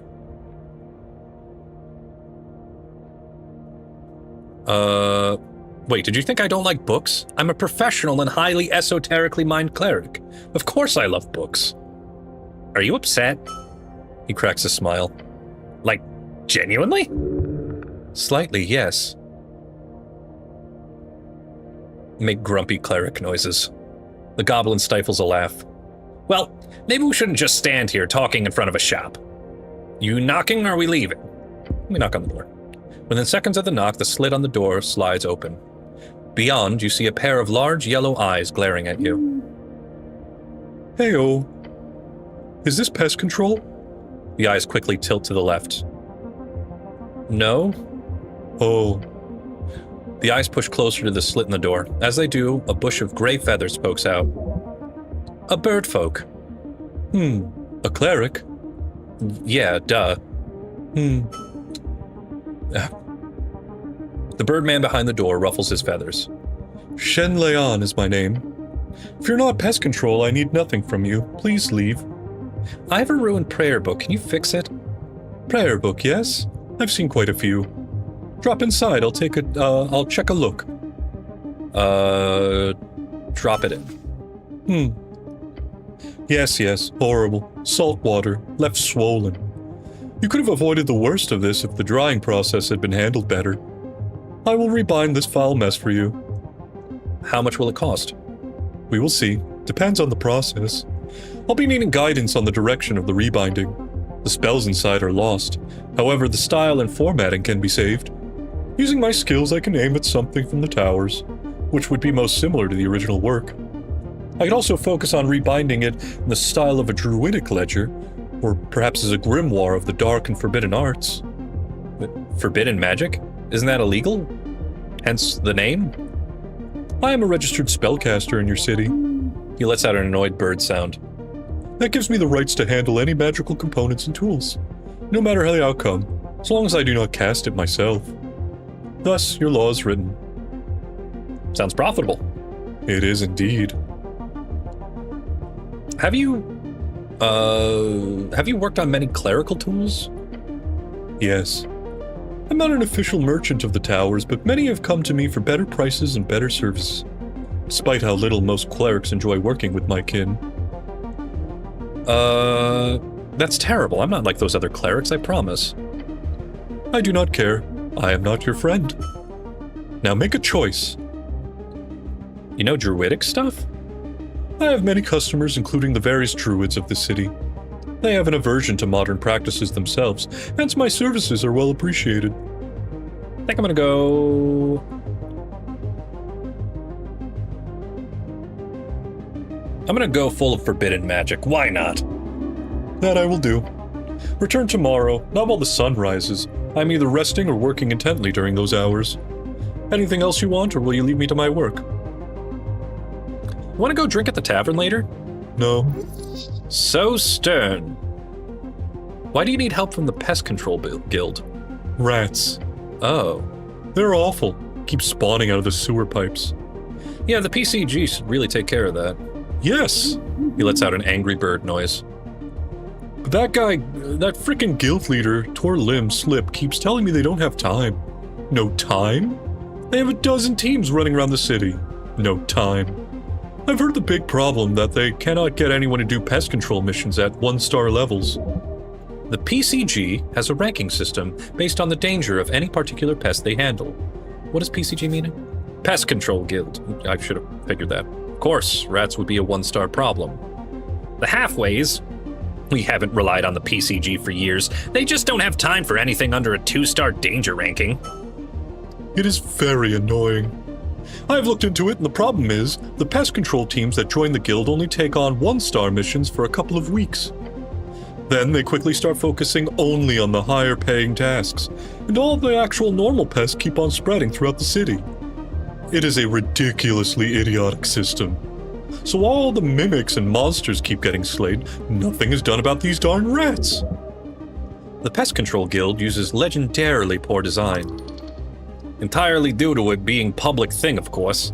Had it been privatized from the start, the problem is it's too privatized. The city held full control of all pest control, then even the less valuable missions would be handled. Obviously. So Earth would personally go into the sewer and stomp on rats, you say? Yes. If so necessary, yes. The bird takes a few breaths after his rant. Worst part, my nephew has a team himself, the White Doves they're called. I've tried sending messages to him also, but he just says the same thing. Too busy, too busy. I could take a look at it. It does sound kind of like a quest. If you do, I'd be very happy. The rats seem to come from the sewers connected with the big city below. Well, good luck with that. Thank you. Yeah, thank you for your time. Okay, so we can take care of some rats. I have a whole bunch in my pocket, although I don't think that would solve the problem. All right. So, let's see. We still have a couple of hours until midnight. What the hell? Am I being robbed? Your muscles tense up. A face of iron appears from nothing. You hear the goblin say something to you. Dagger. Dagger. One-handed piercing... dagger. One-handed piercing weapon. Good at making holes in clerics. He doesn't need to raise his voice. You know the gravity of the word. This creature visits death upon your door. Fight back. There's no time for introspection. Get ready now. For the love of crap. Oh, okay, at least I did better. Breathing stopped. Fear response begun. This guy wants to kill you. Don't let him. Great advice. You probably can't talk your way out of this one. Heart racing. Death approaching. Alright, let me try to... yeah. Advantage against Earthfolk? Heck yeah. Let me attempt to regain control. Okay. Nice. Lady Fair? Oh, you are of a feminine persuasion. A deep breath, you close your eyes. It feels like a minute, but with your body's current bioperception, there's no doubt it has only been a few split seconds. Now you're ready to strike. Snell gets ready to act. His eyes quickly assess the situation. The goblin gets a hold of your garments and pulls you aside. In one fast tug, he's managed to move you a bit to the side. Not by much, but... It's enough to save you from that blade? Is it enough to save you from that blade? Let's hope so. The masked one is ready. The masked one immediately rushes forward, a sharp dagger thrust towards its target. Fortunately, the target you has been pulled aside by Snell. The dagger misses you by an inch. Cleric, wake the heck up! After the initial attack, the masked one goes for another attempt. Do not let him. Counter.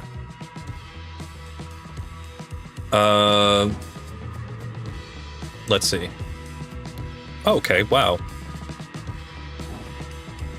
I could punch the attacker, but I'm going to come up with an apprehension plan. I will not. Spending a few sections actually thinking about it, you realize what this is. A failure to communicate, maybe. This guy's trying to kill you. You think you can ask him nicely to stop? I don't know what you want. Think the guy wants you dead, cleric, Snell says as he gets ready for another attack. Your goblin companion jolts his arm to the side. A thick sling appears out of his sleeve. It's a long woven cord with a pouch at its center, along with an iron ball. Yeah! A loud thud explodes from the lower left hip of the masked one. Gah, he squeaks. Direct hit! Despite the damage taken to his body, you can hear him grunting and pulling himself together.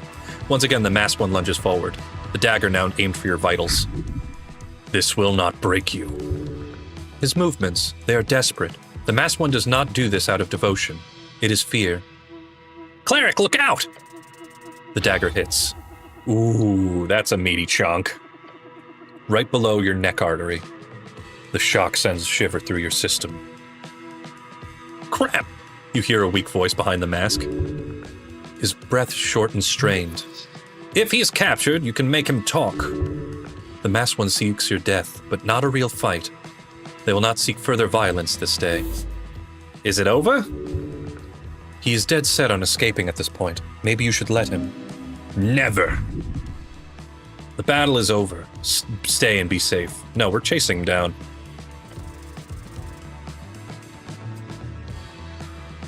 Yes! Good. You rush after the masked one.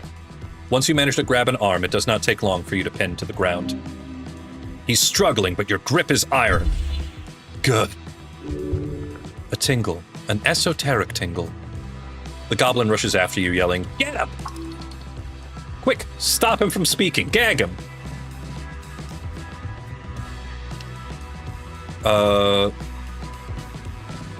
Try to grab the mask.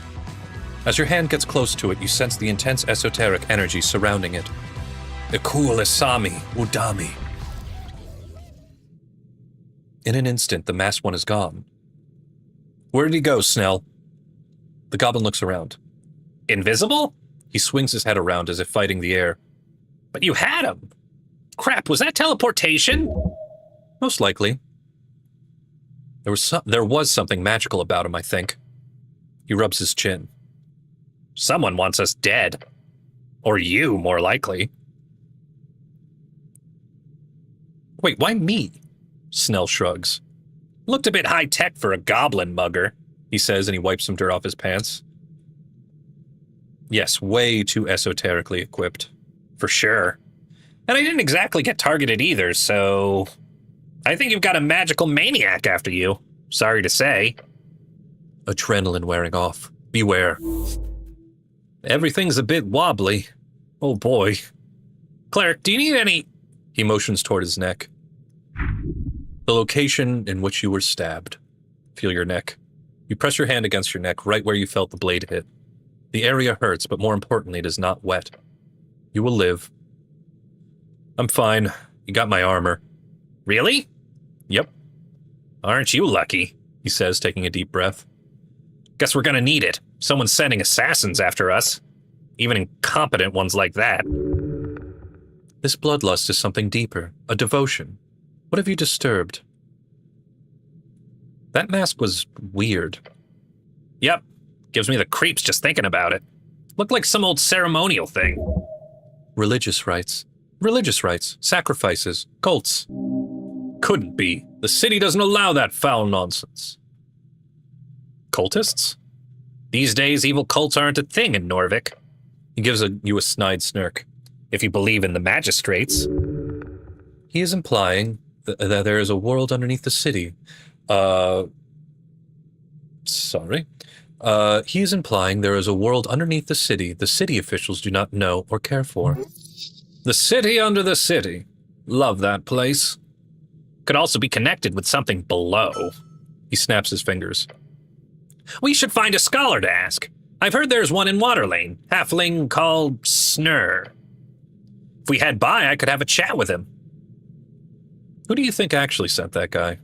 No clue. Truth. The goblin knows nothing. But let's hope they're as bad at their job as that guy was as his. Yeah, this assassin was real crap. Why attack us? Great question. My initial guess? The enemy of Lady Sageleaf. He furrows his brow. Won't let an insult like that slide. Perhaps it has to do with your supposed tumble in the river.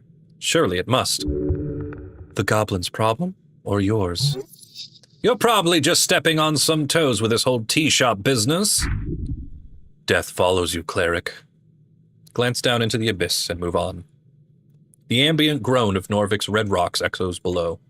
The river coursing around you, hugging you.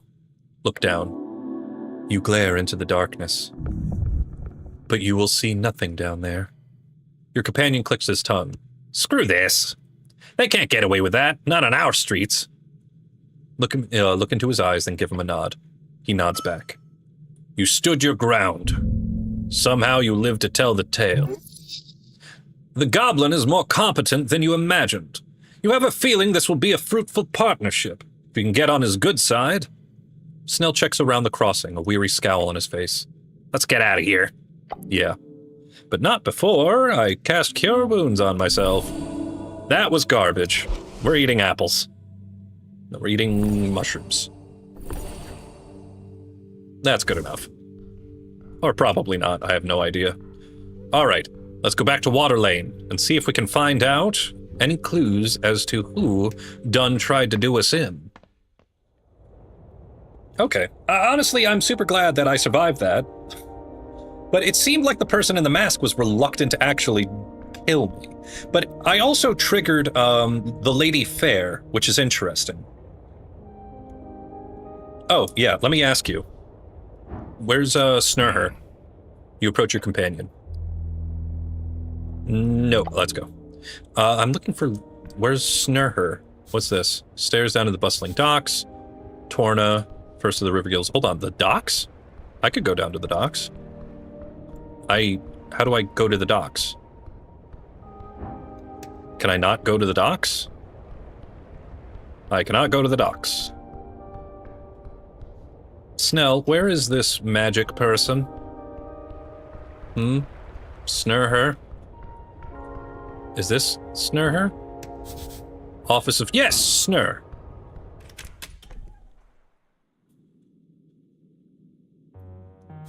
Children's drawings on the wall. Scholar commendation of the Fordnip Commonwealth. Let me take a look at you. Intelligence? Scholar Snur Appledent. Ugh. A scholar of the Fordnip Commonwealth, a man working out of a hole in the wall. All right, let me talk to you, bud.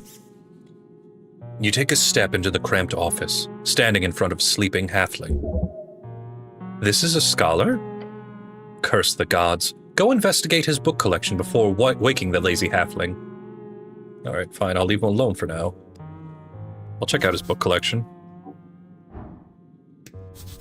Collection of books, political mostly. You see a collection of books from the philosophy canon, none of which you are really able to understand. Next to them, a line of famous political books. Asgulus Theory, Hedonists, The Dark, Book of Shadow, Luxandro, many more.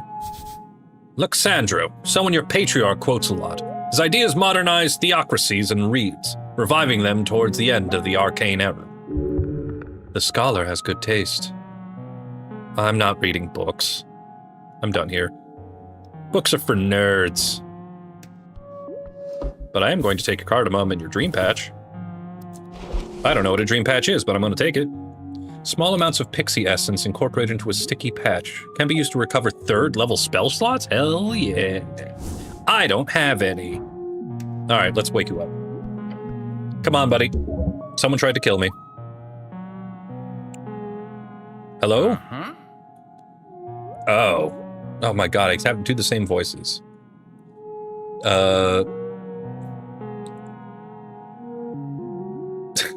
I'm trying to think of a voice I can give you. Maybe if I make it British. Oh! He moans and slowly opens his bushy eyes. His confused gaze focuses on you. Life is pain. What? Terrible, terrible pain. Oh, he mutters and rubs his face. The wrinkles fold over one another like waves of a storied sea. Are you? He looks at you with his weary expression, then rubs his nose and sniffs twice. Are you here for the invoice? A quick glance to Snell. His words come out in a typical Fordnip accent. No? No? No. Oh. Oh? No. What? The invoice! Should I have an invoice? No. No? No? Oh. Oh, hold on. I've already paid that invoice. You're here for something different. He leans in, facing Snell. Hope Queen Goblin has no quarrel with this old scholar. He holds up a palm. Now we're here on city business. Yes, I got some questions about the tea shop, mostly. Tea shop? Then you're dealing with interesting events.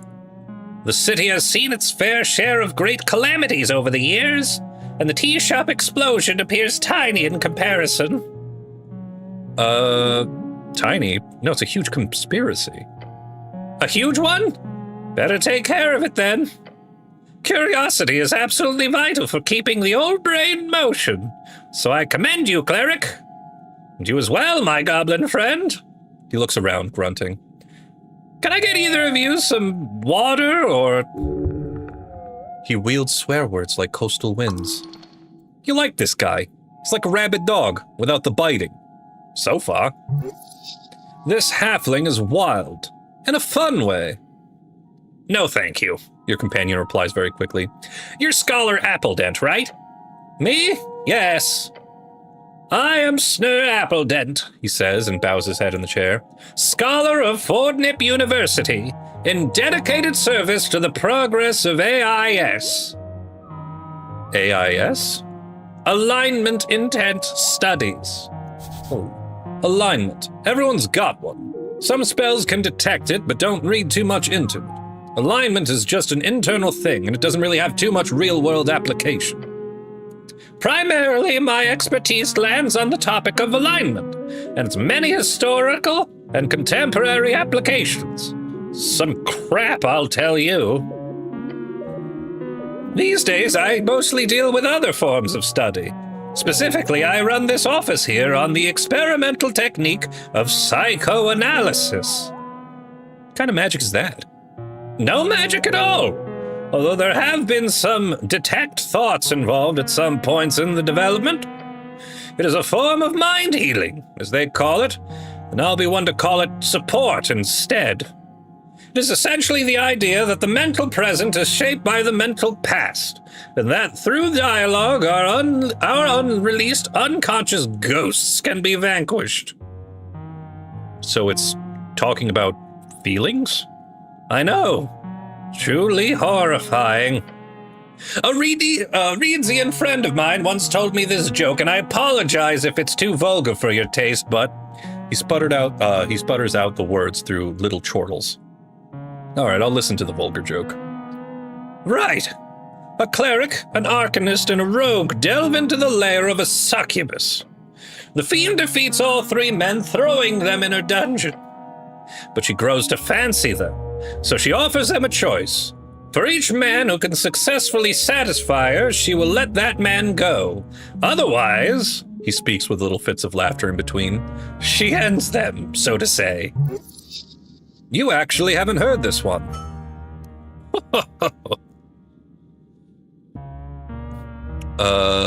What a rambunctious tale. Do go on. So the three adventurers debate in which order to go. Eventually the rogue and the arcanist decide the cleric should go first, as he is a virgin and will be least likely to increase her standards. Your goblin companion rubs his eyes as he listens to the joke. The cleric, being divine and so on, prays to his god and goes to the fiend's bedchambers. Comes out 10 minutes later completely unharmed and gives a thumbs up to his two friends, who of course both feel a great sense of relief. The arcanist goes in next, confident and arrogant. If the cleric could do it, the fiend will be easy. Within minutes, his bones roll out of the bedchamber entrance. The man had been incinerated by hellish flames. The rogue is horrified, but realizes, obviously Arcanist overestimated his abilities, so he carefully enters the bedchamber, ready to put every ounce of effort into it. Less than a minute later, screams erupt from the bedchamber, and the rogue's lifeless corpse falls out of the entrance. The cleric prays for the souls of his comrades and gathers their remains for burial. The succubus steps out, smoking a cigarette.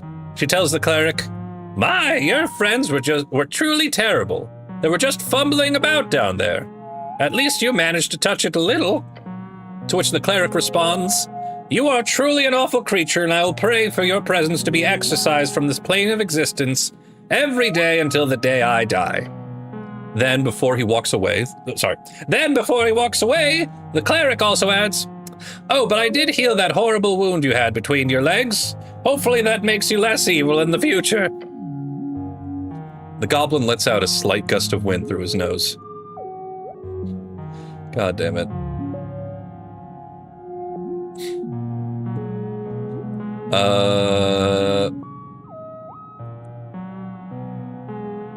I'll appease him.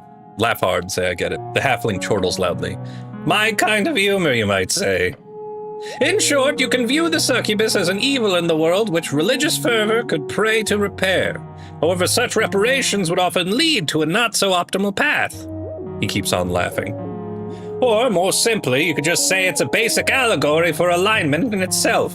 The cleric meant well for all intents, but his actions cost the lives of both his comrades. Is that evil, or is it good? And so on. Either way, psychoanalysis. Yes, that's what we were talking about. It's about your feelings, thoughts, memories, choices you've made, things that have happened to you. They can bog you down, so to say, and the goal in my clinical practice is to root that out in my patients' minds and help them make aware of repressed negative baggage, if you will, so one can move forward more speedily. Sounds like removing the curse of the mind. In a metaphorical sense? Yes.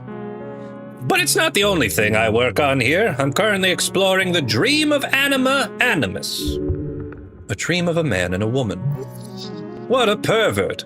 You like this guy? You dream about men and women? Sometimes. But the dream is just the concept of understanding gender ideologies. Beyond that, I also focus a lot on my own unverified theories. He slaps his knees and grins. The folk spirit. Have you heard of it? Sounds like a collective folk view on morality. Is that some kind of unified moral or ethical code for a people or culture? No, it's... He leans back and squints. That's actually not far off. I've got ahead on you, cleric. The folk spirit is the working title for my new thesis. Most of it is, if you excuse my anuran, absolute crap. But in short, it is about how each folk share a number of core communal archetypes or myths. I have traveled around the coast to collect as many tales, writing down thousands of stories previously only passed down orally. All to see how well my theory holds up in the minds of so many folk. He clears his throat and leans back in his chair. Apologies, I'm ranting here. Let us put a stop to it. What do you want, cleric? We were attacked by an assassin. Seemed like a cult thing. Yeah. Had this iron mask on. Real creepy. Cults are not as common these days, but a few still spring up from time to time, of course. What did the mask look like? Green, oxidized copper, maybe? Had lines across it. Seemed esoteric. Definitely esoteric. Definitely esoteric. And a dagger, a wavy yellow thing. Basically, he ran at us and tried to stab us, and, well, something magical was going on, too. Then he got away before we could get answers after he failed to kill us. Or at least the cleric. Well, not a cultist. No. Sorry, your voices are killing me. No. Doesn't sound like it. Not any organized thing, at least. Sounds more like some lone actor. He sniffs. Cultists move in groups. They kidnap rather than kill. They wear matching uniforms like some frickin' theater performance. From all the cults I know of, Esu's dragon cult, the cult of elemental evil, the various titan cults, and all the borderline cults for the evil walking gods. This could be a new one, or some minor cult history is overlooked. More likely this is a radicalized spellcaster, or a follower of some magical creature. If he's draped up in magical gear, it's more likely a professional hit. Does anyone want you dead?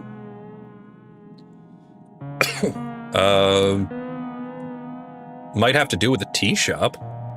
The halfling barely listens to your comment and touches his mustache. Perhaps a warlock. The goblin winces hearing the word. But for what patron? A fey creature or some aberration? Who knows? You should be careful, though. That kind of magic is deadly at best. Right. Good info. Slightly horrifying, but good info. We'll keep that in mind if we run into him again. You do that. And my tip? Strike before it gets off any dark magic on you. As the old legionnaires say, rather a blade in the belly than a curse on the balls. He laughs. He's laughing. Someone's out there trying to kill you, and he's laughing.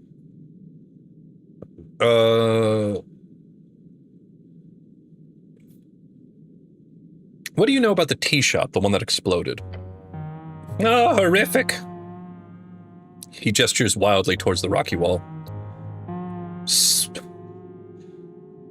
Stuff started shaking. It was as if the red rock of Tolstad itself was cracking. For half a second or so. So you were down here when it happened? Yes. I think I was asleep, but the sound woke me. Did you go check it out? No. Someone told me later what it was like. I have to work to do here. You hear anything about it? Rumors? You should not believe rumors, cleric. But yes, I did hear some nasty stuff. Some people seem to think the owner did it himself, since he is missing. Some other thinks the city did it, since they printed a clear lie in the Post. I've also heard people say the Asgalists are responsible, since it was their hideout. Or the Free Striders did it, For the same reason, blowing up Asgulist opposition and so forth. It's all crap, of course, don't believe rumors. What do you think happened?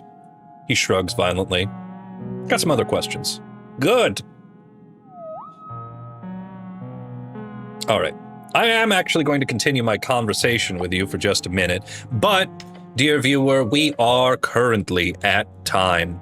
And so far, we did quite a lot. We managed to get more information out of Kraid. We managed to defeat the rock... Oh, right, I forgot about the pointless rock monster! Anyway. So, we managed to clear up the situation. We managed to learn more about ourselves, get a couple of feats under our belt. Went on a socio-political rant for a bit. That's always fun. Look, I'm sorry. I'm against that type of... call me counterculture or whatever. And... Well, we're getting closer and closer past midnight so that we can get the key to the tea shop. So far, we have covered quite a lot. In the next episode, I do want to pick Snur's brain a little bit more about what they have to say about life, the universe, and everything. And then, depending on how much time we have left, maybe check out a few, NPCs that we haven't spoken to, find out what their deal is. And from there, I would say, is my voice cracking? God, frickin' doing the voices hurts so bad. And then from there, hopefully we'll finally be able to explore the tea shop. I haven't forgotten about the Iron Door in the Undercity. I assume that's going to have an incredibly important ramifications. I do hope that I don't miss out on anything because I'm very likely proceeding into day 2. But, we'll see. We shall see. The next time that we're going to be playing this game is going to be on Tuesday at 7 p.m. Eastern Time. If you're interested, we are continuing our Sunday Scaries series with Skilljoy, with Escape the Backrooms. That's going to take place on Sunday at 7 p.m. Eastern Time, obviously.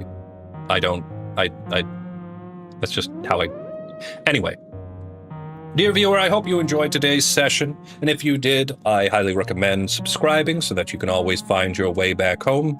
I hope you have a wonderful Friday, a great start to the weekend, and I hope to see you back on Sunday for our playthrough that I will be having with our dear, dear friend, Skilljoy. Thank you very much for watching, and bye-bye.